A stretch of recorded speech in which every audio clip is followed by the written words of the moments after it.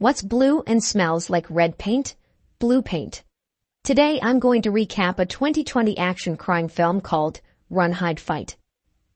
Zoe Hall is in her final year of high school, still grappling with the recent loss of her mother to cancer. She's found herself withdrawn from life, haunted by the magnitude of her grief.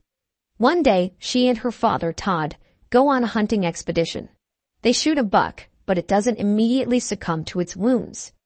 Faced with a difficult choice, let the buck endure a slow, painful death or euthanize it. Todd attempts to explain to Zoe the ethical implications. But before he can finish, Zoe lifts a rock and ends the buck's life with a swift blow to the head. Todd is taken aback by her apparent lack of empathy, attributing her unsettling actions to the emotional scars left by her mother's demise. At breakfast, Zoe has an imaginary conversation with her deceased mother, something she frequently does. Although she recognizes this might seem strange, she's kept it a secret since these dialogues provide her with a certain level of solace. As she is preparing to leave for school, her best friend, Lewis, arrives to pick her up. Their journey is interrupted by a group of troublemakers from school who force their car off the road. While they wait for the car to restart, Zoe observes a classmate, Chris, behaving suspiciously in a nearby field. She finds his actions odd, but dismisses them as typical for Chris, who is known to be an outcast. Today, their school is in the grip of senior prank day, a tradition that both Zoe and Lewis find tedious. Amidst the pranks, Mrs. Jane, Zoe's chemistry teacher, acknowledges her drastic shift in demeanor following her mother's tragic passing. Despite Mrs. Jane's attempt to engage with Zoe about her change in behavior, Zoe deflects the conversation. Soon after, Zoe discovers a prom invitation from Lewis in her locker. The thought of attending prom fills her with dread, and she's even more dismayed about the prospect of turning down Lewis' invitation. They meet for lunch, and she tries to avoid the topic, but Lewis addresses it and insists he asked her as a friend, not wanting them to be alone while their peers are enjoying themselves. Visibly distressed, Zoe excuses herself to the restroom.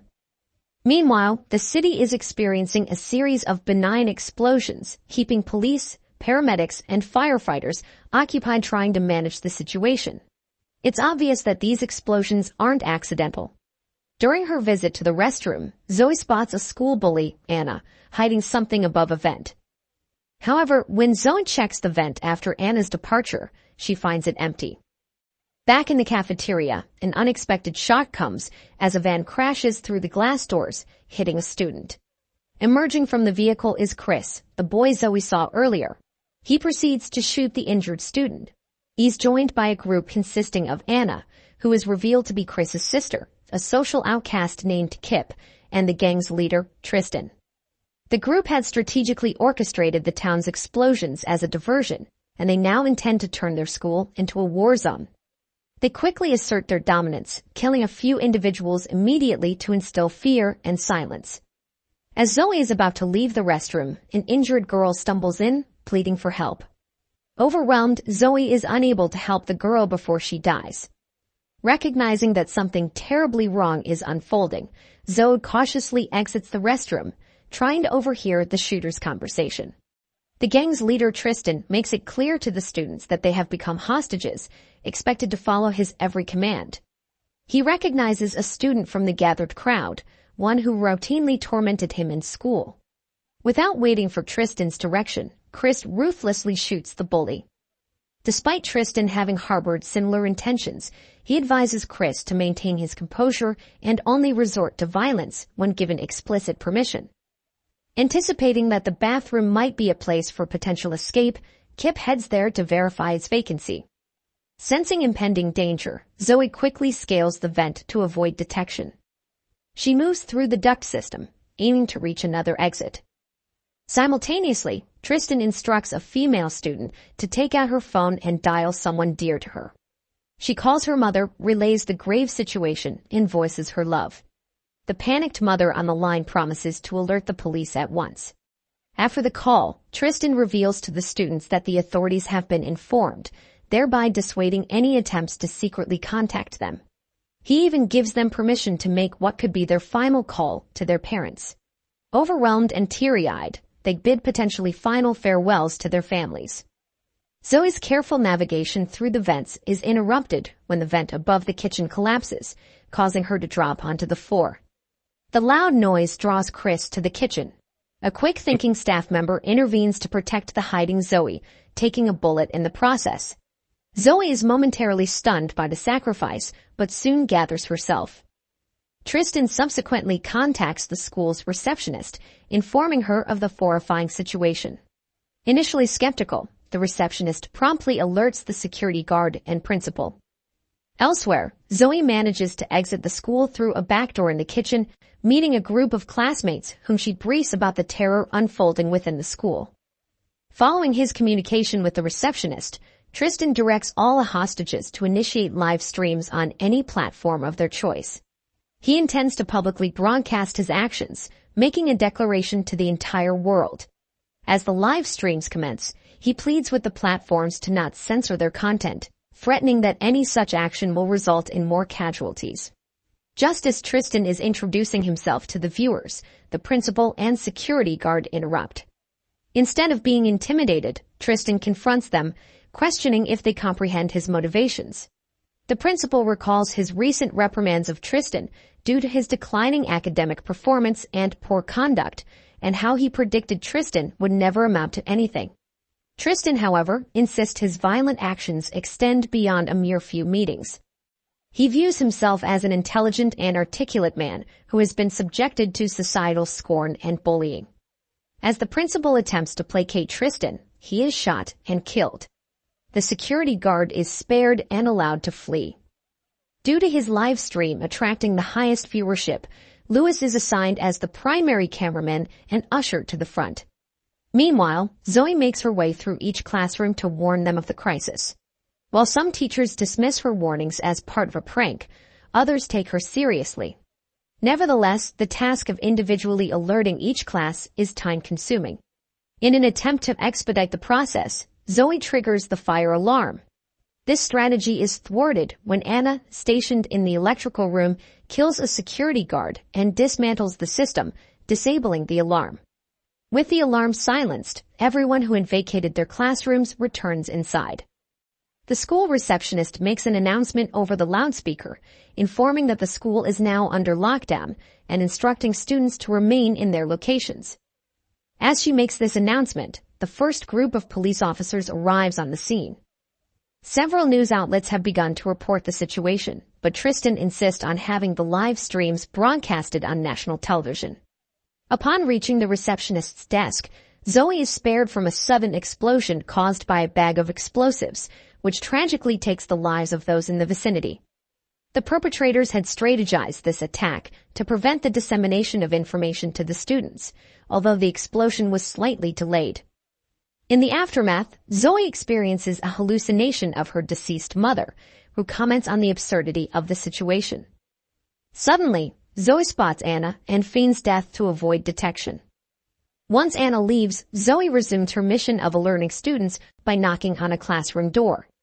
Anna hears the noise and investigates, causing Zoe to attempt escape, but she ends up with a gunshot wound in her leg. Their chase leads them into a teacher's room filled with prank balloons. Zoe conceals herself within the room and seizes a moment of vulnerability to attack Anna. After a struggle, Zoe successfully shoots Anna. In the meantime, the police dig into Tristan's familial history and locate his home. Upon arrival, they find his mother lifelessly sprawled on the sofa, having been dead for several days. It becomes clear that Tristan is responsible for her death. Back at the school, Tristan leaves Chris in control while he heads to a Spanish class. The Spanish teacher implores him to halt his actions, but he responds by forcing her to undress her top on camera for the live stream viewers.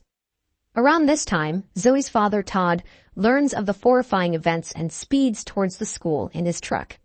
The vicinity outside the school now teems with anxious parents, police, and reporters. Chris begins to hear voices in his head, which had initially driven him to join Tristan's mission.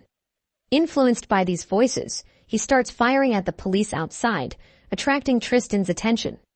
Tristan swiftly returns to the cafeteria, bringing along the Spanish teacher and her students. Soon after, Kip encounters Zoe and chases her, shooting in her direction.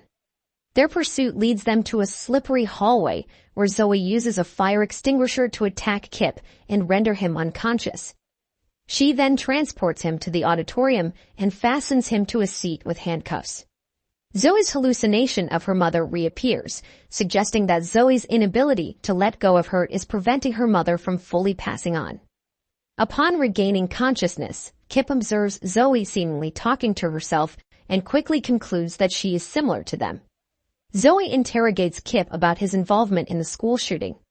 Kip reveals a humiliating incident from middle school when he was undressed in front of the entire assembly, leading to incessant mockery from his peers. Zoe challenges his perception, suggesting that perhaps people were laughing out of joy, not ridicule. She reprimands him for murdering innocent individuals who had no part in his bullying and points out that his involvement in the shooting will only reignite discussions about his past humiliation. This revelation appears to jolt Kip out of the illusion created by Tristan's propaganda. Zoe emerges to pick up Kip's firearm and unexpectedly runs into Mrs. Jane, leading her class out of the building. Misinterpreting Zoe's intentions upon seeing the gun, the teacher presumes her to be one of the assailants. However, Zoe quickly clarifies her true intentions. She assists Mrs. Jane and her class in safely exiting the building, but declines to leave herself, determined to aid the remaining students. Mrs. Jane opts to support Zoe in her mission, and they head towards the library. A student who has been rescued informs Todd that his daughter has played a significant role in helping students escape, but has chosen to remain in the building. This news brings mixed emotions to Todd. Tristan soon perceives that an unknown individual is facilitating student escapes. He dials Anna's phone number and demands to converse with the person undermining his plans. Zoe courageously admits to him that she is responsible for Anna's death. Tristan instructs her to report to the cafeteria within 5 minutes, or he will begin executing the hostages. To demonstrate his seriousness, he shoots a girl at random. Witnessing this horrifying scene via the live stream, Todd retrieves his hunting rifle, resolute in his decision to personally rescue his daughter. Inside the school, Zoe approaches Kip, who is now overwhelmed with remorse. She leverages his guilt to persuade him to align with her cause. Zoe places her complete trust in Kip, handing him the firearm before venturing towards the cafeteria. Tristan is taken aback upon realizing that Zoe is the one disrupting his plans, recalling her as a familiar face from the school hallways. Zoe fearlessly confronts Tristan, challenging him. Kip unexpectedly appears to provide Zoe with backup. Tristan finds amusement in this, considering Kip to have been an inadequate participant in his plot from the beginning. A violent shootout follows, resulting in Kip's death at Chris's hands. Amid the chaos, Zoe and Lewis seize the opportunity to escape, pursued by Chris. After a distance, Lewis discloses that he has been wounded. Zoe leads him to an office, settling him on a couch, and shares a kiss with him. She makes a promise of attending prom together before exiting the office, intending to lure Chris away from Lewis. Zoe and Chris end up in the chemistry lab, where Zoe induces a minor explosion by turning on the gas. The resulting flames catch Todd's attention from his position in the woods behind the school, where he stealthily entered to save Zoe. Chris eventually corners Zoe and is moments away from killing her when Todd fatally shoots him. The police discover Todd shortly thereafter and take him into custody, but Todd is merely relieved to have protected his daughter. Tristan attempts to contact Chris via phone, but Zoe answers instead. Her hallucination of her mother reappears, spurring her on to fight harder. Zoe sends Tristan a photograph of Chris's lifeless body and provocatively asks for his thoughts. With his accomplices gone, Tristan finds his meticulously laid plans collapsing around him. As a desperate final act, he retreats to a van and sets off an explosive. During their call, Zoe asserts that his efforts were in vain. His intention of making a societal statement has been overshadowed by her acts of bravery. This reality hits Tristan hard, causing him to unravel. He randomly selects a hostage and drags him to the rooftop, leaving the remaining hostages unattended. Zoe returns to the cafeteria and discovers that the explosive device has only 40 seconds remaining before detonation. Zoe directs the hostages to flee before hurriedly moving the van outside the building. Her swift actions ensure that the ensuing detonation does not cause any harm. Upon returning to the school's hallways, a SWAT officer restrains her. During this moment, Zoe's spectral image of her mother finally departs, symbolizing her release from Zoe's consciousness. Subsequently, Zoe encounters the sheriff, who extends a hand in recognition of her courage. He discloses that Tristan perished in the blast, having been consumed by the flames. Following a brief conversation, Zoe reunites with her father, who is detained in a police vehicle. He expresses his immense pride in her actions. Louis, now out of immediate danger, is being prepared for transport to a hospital. However, Zoe spots a suspicious individual exiting the school grounds. She procures her father's rifle and stealthily trails this person. She observes him unearthing a stash of cash from a nearby creek.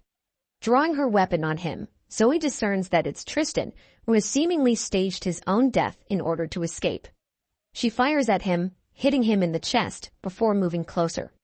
Similar to the buck at the movie's outset, Tristan is grievously wounded but not yet deceased.